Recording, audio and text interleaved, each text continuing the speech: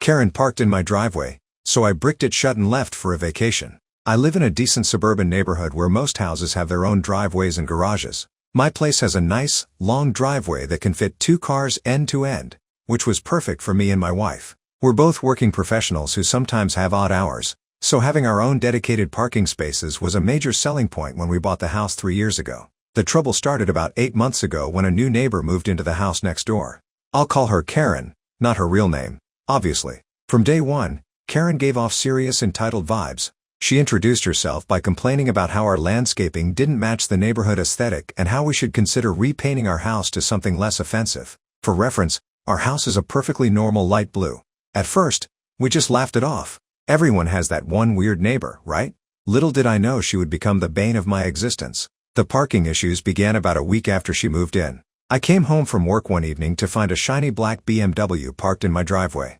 Not halfway in or just at the edge, completely in my driveway, as if it belonged there. I had to park on the street and walk to my own house. Being a reasonable person, I knocked on Karen's door to address the situation politely. "Hi, I think you may have accidentally parked in my driveway," I said when she opened the door. Karen looked at me like I was speaking another language. "Oh, is that a problem? My son came to visit, and we needed the extra space." I was taken aback by her casual attitude. "Well, yes, it is a problem. That's my private property, and now I'm parked on the street. It's just for today," she replied with a dismissive wave. "You can park on the street for a few hours. It's not a big deal." I stood there, momentarily stunned by her entitlement.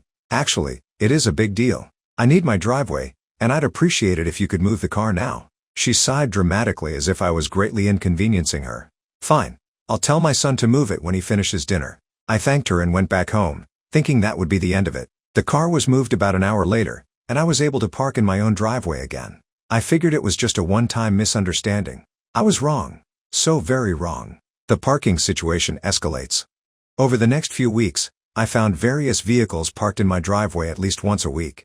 Sometimes it was the black BMW, sometimes it was Karen's gray SUV, and occasionally it was a car I didn't recognize at all. Each time, I would go through the same routine: knock on Karen's door, ask her to move the car, listen to some excuse about why she needed my driveway, and eventually get my space back after waiting anywhere from 30 minutes to several hours. After the 5th incident, my patience was wearing thin. During our latest confrontation, I decided to be more direct. "Karen, you can't keep parking in my driveway. It's private property, and I need access to it." She rolled her eyes. "Don't be so uptight. Your driveway is longer than mine, and you don't even use the whole thing most of the time. What's the harm in sharing a little space?" "The harm is that it's my property, not yours," I explained, trying to keep my cool. "I don't want to make this into a bigger issue, but I need you to stop parking there without permission." "Whatever," she scoffed. "It's not like you own the street." "No, but I do own my driveway," I countered. She slammed the door in my face. After that conversation, things actually got worse. It seemed like she was parking in my driveway out of spite now. I'd come home from work to find her car there, or wake up in the morning to discover she'd parked there overnight. Once, I had a medical appointment and needed to leave quickly, but her car was blocking me in. When I knocked on her door, no one answered for 20 minutes, making me late for my appointment. I tried reasoning with her multiple times. I tried leaving notes. I even put up a no parking, private driveway sign, which mysteriously disappeared after 2 days. Nothing worked. Seeking official help. After nearly 3 months of this nonsense, I decided it was time to get some official help. I called the local police non-emergency line to ask about my options. "Unfortunately, sir, since it's a private property issue, there's not much we can do proactively," the officer told me.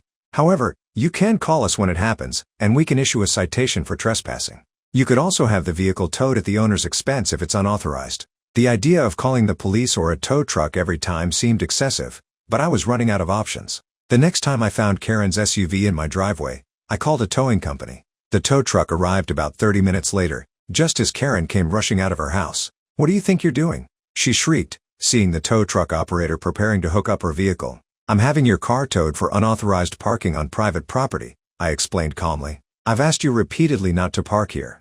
"You can't do that," she yelled, turning to the tow truck driver. "Tell him he can't do that." The driver shrugged. "Actually, ma'am, he can. It's his property, and you're parked there without permission. That's all I need to know."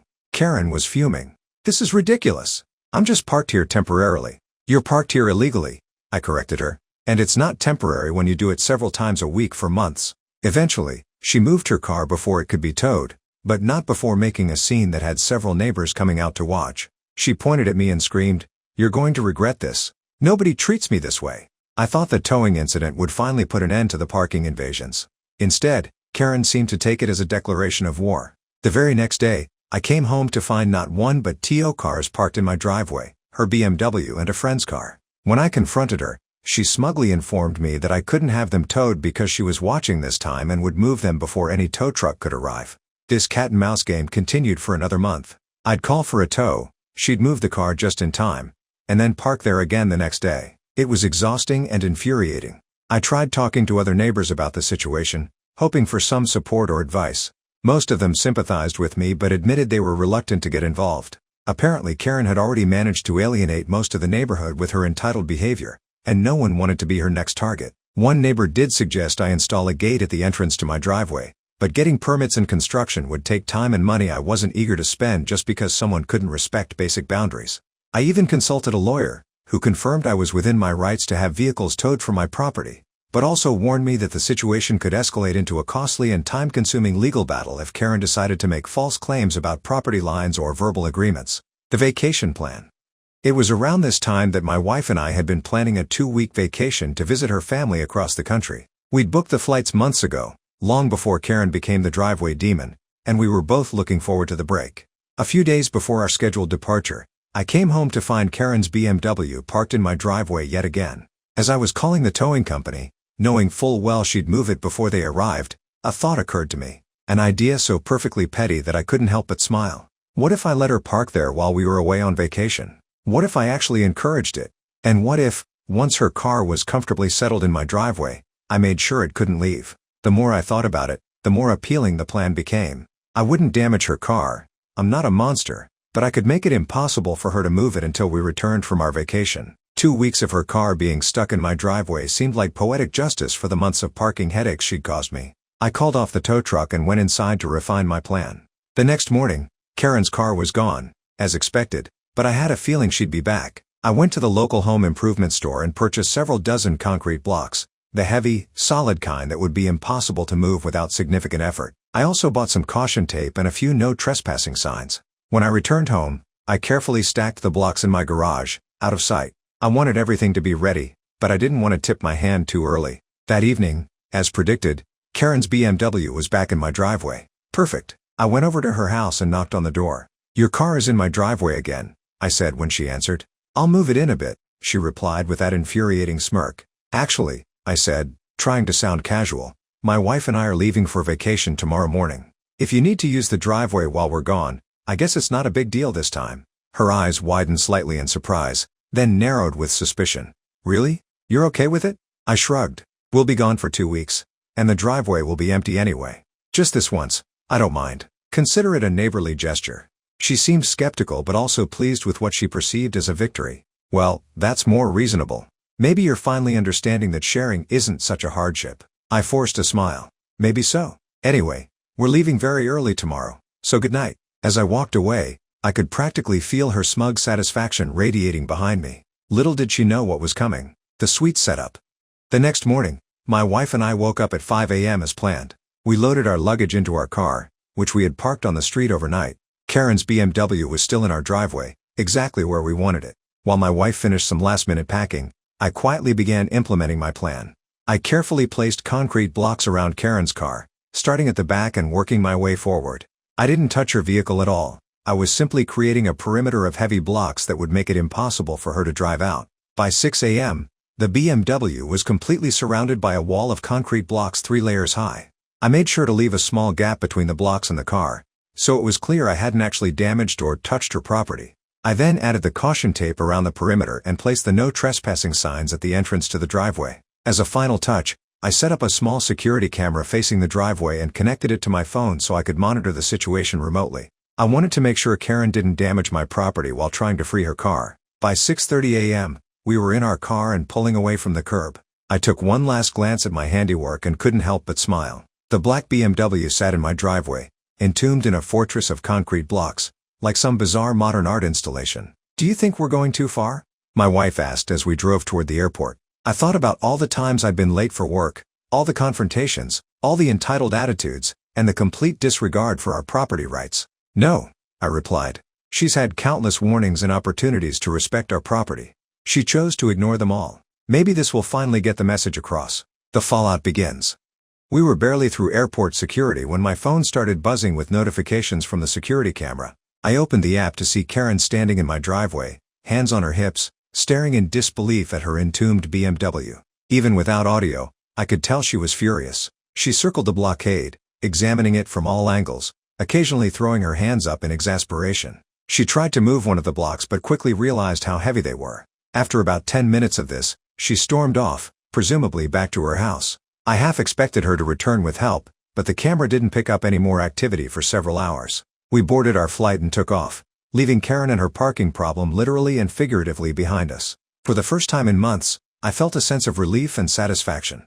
Around midday, the notifications started again. This time, Karen had returned with two men who appeared to be trying to help her move the blocks. They managed to shift a few from the outer layer but quickly seemed to tire of the effort. The concrete blocks were heavy, and there were dozens of them.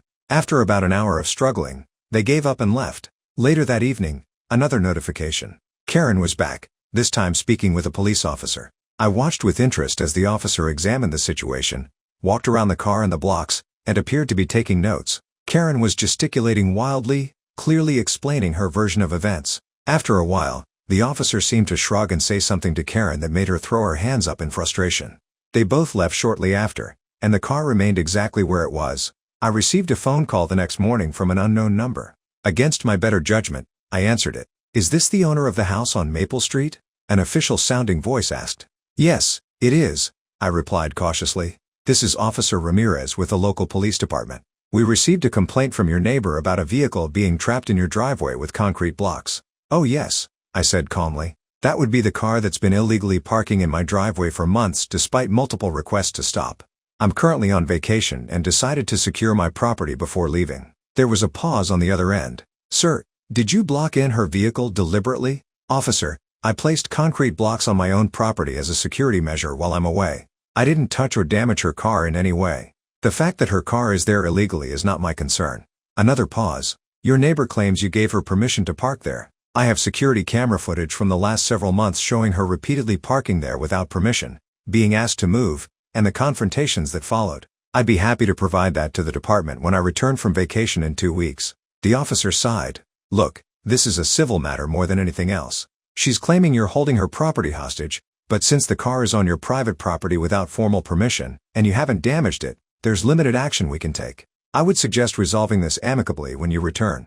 "I appreciate your understanding, officer. I've tried the amicable approach for months without success." After the call ended, I filled my wife in on the conversation. She was relieved that we weren't in any legal trouble but worried that Karen might damage our property in retaliation. "The camera will catch anything she does," I reassured her. "And honestly, if she damages our property, that gives us a much stronger case against her." The vacation continues. For the next few days, we tried to enjoy our vacation without obsessively checking the security camera. Karen made several more attempts to remove the blocks, each time with different helpers, but the sheer number and weight of the blocks made it a daunting task without proper equipment. On day 5 of our vacation, I received an email from our neighborhood association, not an HOA, just a voluntary community group. The subject line read, "Complaint regarding driveway dispute." The email was diplomatic but clearly prompted by Karen's complaints. It mentioned concerns raised about a vehicle containment situation and urged neighborly resolution of parking disagreements. I replied with a brief summary of the months-long parking violations and attached a few video clips from my security camera showing Karen's car in my driveway and our subsequent confrontations. The response I received the next day was surprisingly supportive. The association president wrote that they were aware of similar complaints about the same resident and would be discussing pattern of behavior issues at their next meeting. They still encouraged me to resolve the current situation when I returned but acknowledged that I was not the instigator of the dispute. Around day 8, the security camera caught Karen attempting a new approach. She had called a tow truck to try to extract her car from the concrete fortress. I watched with amusement as the tow truck operator assessed the situation, had a lengthy conversation with Karen, which involved a lot of head-shaking on his part, and eventually left without moving the car. Apparently, even professional equipment had its limitations when faced with my wall of concrete blocks. By day 10, Karen seemed to have given up on removing her car. The security camera showed her occasionally coming to check on it or glare at it, but no more serious attempts to move it were made. This gave me a sense of satisfaction but also a twinge of worry. Was she planning something for when we returned? Had she found some legal loophole I hadn't considered? I pushed these thoughts aside and tried to focus on enjoying the rest of our vacation. The return home. After 2 refreshing weeks away, we finally headed back home. As our plane landed and we turned our phones back on, I immediately checked the security camera. Karen's BMW was still there, surrounded by concrete blocks, exactly as we had left it. We took an Uber from the airport, and as we turned onto our street, I felt a mix of anxiety and anticipation. What would we find? Would Karen be waiting to confront us? To my surprise, our house looked exactly as we had left it. There was no sign of Karen, no damage to our property, nothing out of the ordinary except for the car block sculpture in our driveway. We unloaded our luggage and went inside to settle back in. About an hour later, there was a knock at the door. I opened it to find Officer Ramirez, the same officer I had spoken to on the phone. "Good afternoon," he said. "I understand you've returned from your vacation." "Yes, just got back a little while ago," I confirmed. "Your neighbor has been calling the station almost daily about her car. Now that you're back, I'm hoping we can resolve this situation before it escalates further." I nodded. "I'm planning to remove the blocks today. I just wanted to make sure my point was made." The officer gave me a look that was somewhere between understanding and exasperation. "I think your point has definitely been made. Just try to keep the peace going forward, okay? That's always been my intention," I assured him. After Officer Ramirez left, I started the process of removing the concrete blocks. It was hard work, and I was sweating profusely after just moving a few of them. As I worked, I noticed curtains twitching in Karen's window. She was watching but hadn't come out to confront me yet. About halfway through the removal process, Karen finally emerged from her house and approached me. I braced myself for a tirade, but to my surprise, she looked more defeated than angry. "I hope you're satisfied," she said coldly. I paused my work and straightened up. "I'm not happy about any of this, Karen. I just wanted you to respect my property rights, which I've been asking for months." "You could have just talked to me about it," she muttered. I nearly choked on the absurdity of her statement. "I tried talking to you about it dozens of times. You ignored me every single time." She crossed her arms defensively. "Well, you didn't have to be so extreme about it. Sometimes extreme problems require extreme solutions," I replied, returning to my work. "Your car will be free in about an hour." She stood there for a moment longer, then said, "This isn't over, you know." I looked up at her. "Actually, Karen, it is over. I have months of video evidence of you repeatedly parking in my driveway without permission, even after being asked to stop. I have footage of all our conversations and your refusals to comply. If you continue to park here or if you try to retaliate in any way, I'll take legal action for harassment and trespassing." I've been more than patient. She didn't respond to that, just turned and walked back to her house. True to my word, I had removed enough blocks for her to drive her car out about an hour later. She came out, got in her car without acknowledging me, and drove away. The resolution. In the weeks that followed, Karen didn't park in my driveway even once. In fact, she seemed to be going out of her way to avoid me entirely, which was perfectly fine with me. I kept the concrete blocks stacked neatly at the side of my house, partly as a practical measure in case I needed them again, and partly as a visible reminder of the consequences of trespassing on my property. About a month after the incident, I noticed a for sale sign go up in front of Karen's house. I couldn't help but wonder if our driveway dispute had contributed to her decision to move, but I wasn't about to ask. The day the moving truck came, I was working in my front yard. Karen walked over to me, looking somewhat uncomfortable. "I'm moving," she stated unnecessarily. "I noticed," I replied, not sure what else to say. She hesitated, then continued, "I still think you overreacted with the whole concrete block thing." I just shrugged. "We all have different perspectives. Anyway," she said, "I won't be parking in your driveway anymore, obviously." "That's good to hear," I said, trying not to sound too sarcastic. She nodded awkwardly and turned to leave, then paused. For what it's worth, I may have been a bit persistent about using your driveway. Coming from Karen, that was practically a full apology. I decided to accept it as such. "Water under the bridge," I said. "Good luck with the move." After she left, the neighborhood felt noticeably more peaceful. The new family that moved in a few weeks later was friendly and respectful. They even asked permission before their moving truck temporarily blocked part of my driveway. I eventually donated most of the concrete blocks to a community garden project, keeping just a few as a reminder. Some of my neighbors still bring up the driveway blockade story at neighborhood gatherings, usually with amused admiration for my creative solution to a persistent problem. Looking back, I don't regret taking such drastic measures. Sometimes you have to go to extremes to establish boundaries with people who refuse to respect them. The concrete block solution may have seemed excessive to some, but it resolved a problem that months of polite requests couldn't fix. And if I ever encounter another entitled parker in the future, well, I still have those few concrete blocks left, just in case. Update. 6 months later, the lawsuit that backfired. It's been 6 months since Karen moved away, and I thought I'd share an update because the story took an unexpected turn after my last post. About a month after Karen moved, I received a certified letter informing me I was being sued in small claims court. The plaintiff? You guessed it, Karen. She was seeking $5,000 in damages for emotional distress, illegal detainment of personal property, and loss of work compensation due to not having access to her car during our 2-week vacation. I stared at the letter in disbelief. Just when I thought this whole ordeal was behind me, Karen decided to take one last swing from her new home 30 miles away. My wife read the letter over my shoulder and sighed. I knew she wouldn't let it go that easily. Well, I said, gathering the letter and putting it in my filing cabinet, at least we have plenty of evidence. I called my friend Mike, who works as a paralegal, for some advice. He helped me organize all my documentation, the security camera footage, the record of complaints to the police, statements from neighbors about Karen's repeated parking violations, and even the email thread with the neighborhood association. This is actually a pretty weak case, Mike said after reviewing everything. She willfully and repeatedly parked on your property without permission, and you never damaged her vehicle.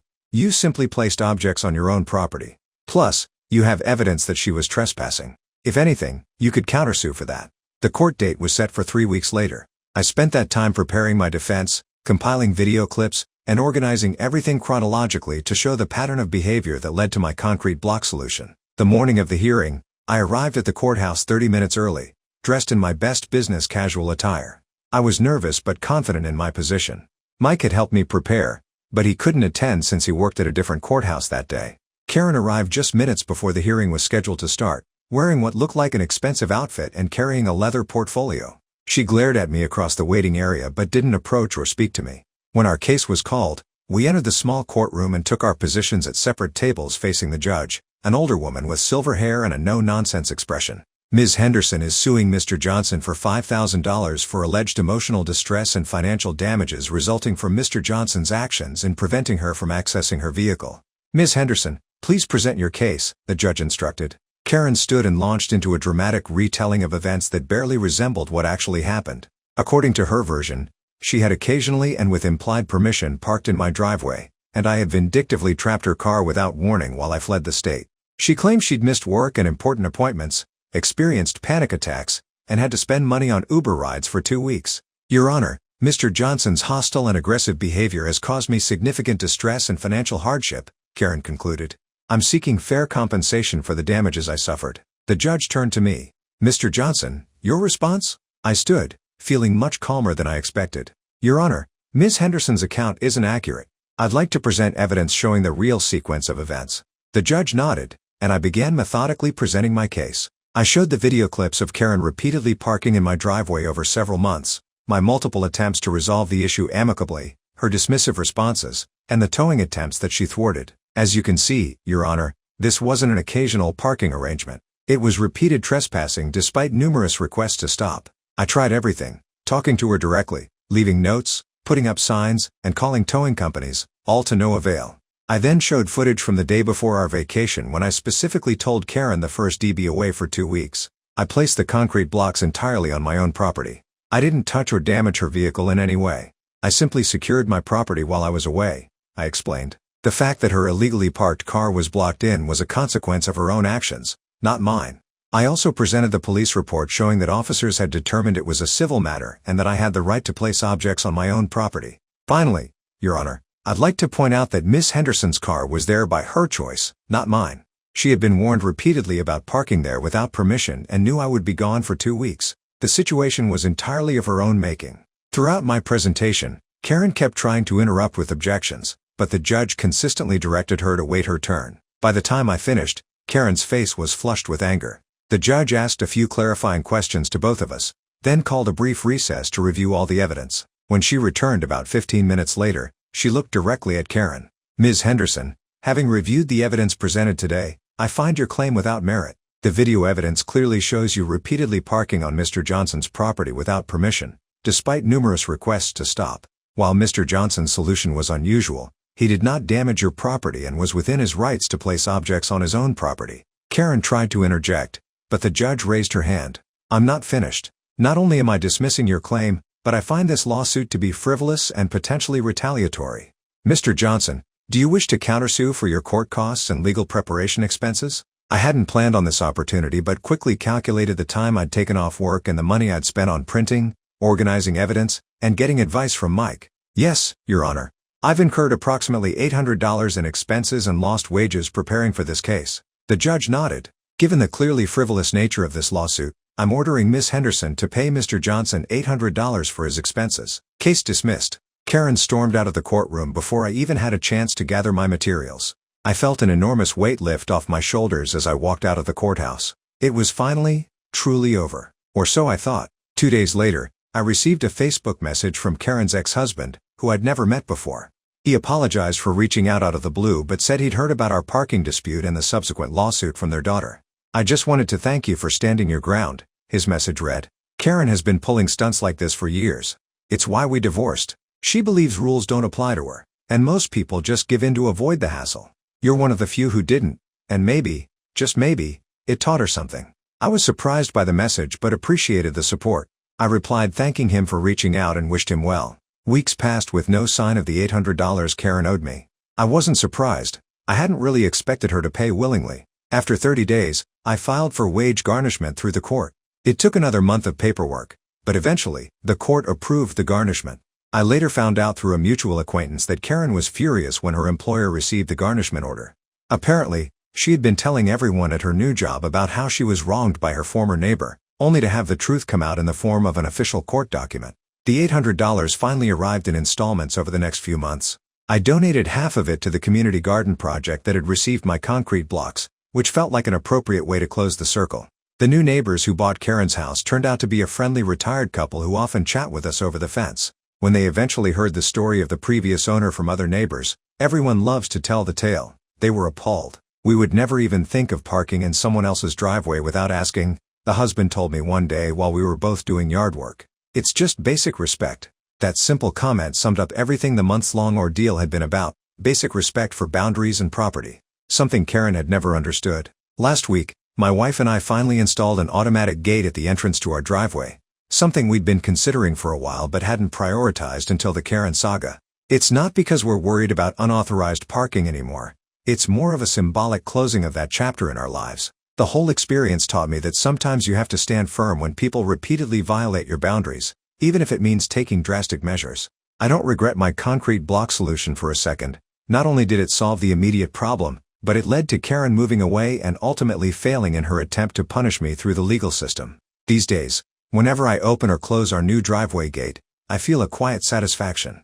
The gate isn't just controlling access to our property, it represents the boundaries I fought to maintain. And those few concrete blocks I kept? They're now part of a small garden feature near our front porch, a reminder that sometimes, the most effective solutions are the ones no one expects.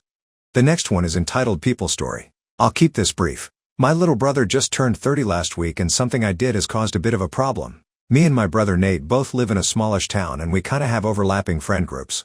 One friend that we share is named Tyler. Tyler is your typical bachelor lifestyle kind of guy while I enjoy my family life and Nate enjoys his solitude and routine. About a month ago Tyler told me he wanted to take Nate to a strip club in the city for his birthday. I know my brother very well and Nate has made it clear on multiple occasions that he does like the idea of strip clubs. I told Tyler as much and he responded with he would like it once he is there. Tyler then tells me that his plan was to get Nate to agree to go somewhere else and just take him to the city instead, like a pseudo-kidnapping. I told Tyler it was a bad idea that would just piss off Nate. Tyler didn't care and thought it would be fun. Not long after Tyler told me his plan, I relayed all the info to Nate as a warning of Tyler's shenanigans. Nate thanked me for the warning. The day of Nate's birthday I got multiple texts from Tyler asking if I knew where Nate was because no one could find him or get him on the phone. I genuinely didn't know where he was because we weren't doing anything for his birthday until the following weekend. I found out yesterday that Nate ducked everybody on his birthday by going out of town to his girlfriend's parents' house for the day. Nate's girlfriend let Tyler know that I warned Nate and now Tyler is pissed at me because he had booked a private room and a specialty service at the club and isn't getting his money back. A bunch of mutual friends believe what I did was a dick move, but there are several others saying I did the right thing by Nate as he would have had a horrible time. Update. After posting this yesterday and seeing some of the initial responses, I did feel a lot less guilty. I also felt like maybe I was missing too many details myself, so I decided to go talk to Tyler in person. I want to start this off by saying I don't think Tyler is a bad person. He is just the town party guy. He could honestly have a great career as an event planner if he wanted. After talking with Tyler last night, I can safely say that the vast majority of what is going on is all due to miscommunications from everybody. Let's start with the party itself. The main reason a lot of our mutual friends were mad is because they thought either Tyler told me all the financial details and I still ruined it, or they thought I just wanted to ruin the surprise. The private room he booked basically meant they got their own private stage and dancer for 2 hours. The specialty service was actually a funny birthday-themed event involving a cake and a birthday crown. As for Tyler, I don't believe there was any selfish motivation involved in his thought process. I swear Nate has some minor undiagnosed form of autism and might be the first guy Tyler has met that doesn't like strip clubs. Our town has less than 50 businesses total and 3 of them are strip clubs for a reason. Tyler also told me he had no idea Nate was seeing anyone, which I honestly believe because Nate is not the most outspoken of us and tends to just be a wallflower during most of our gatherings. I know Tyler comes across as a douche on paper, but he has good intentions. Lastly, for Nate's girlfriend, I'm going to call the Abby for simplicity's sake. Abby was the most misinformed out of anyone here. At her parents' house, she saw Nate's phone blowing up and Nate only said that there was a party Tyler wanted him to go to, but he wasn't interested. When Abby asked him why he wasn't interested, Nate mentioned that I told him about it earlier in the week, which is why he made the plans to be here instead. Once they came back to town the next morning, they ran into Tyler at my dad's diner, and that's when she mentioned my name. We have all talked and everyone is on the same page now. No one is mad at each other and the dust has settled. I do thank everyone for reading and commenting. The support I got from the comments section helped me get through the day. Hopefully this is the only update I need to post. Are you hungry for more slices of stories? Don't forget to subscribe and hit the bell to never miss out on any videos. See you tomorrow at Story Slices.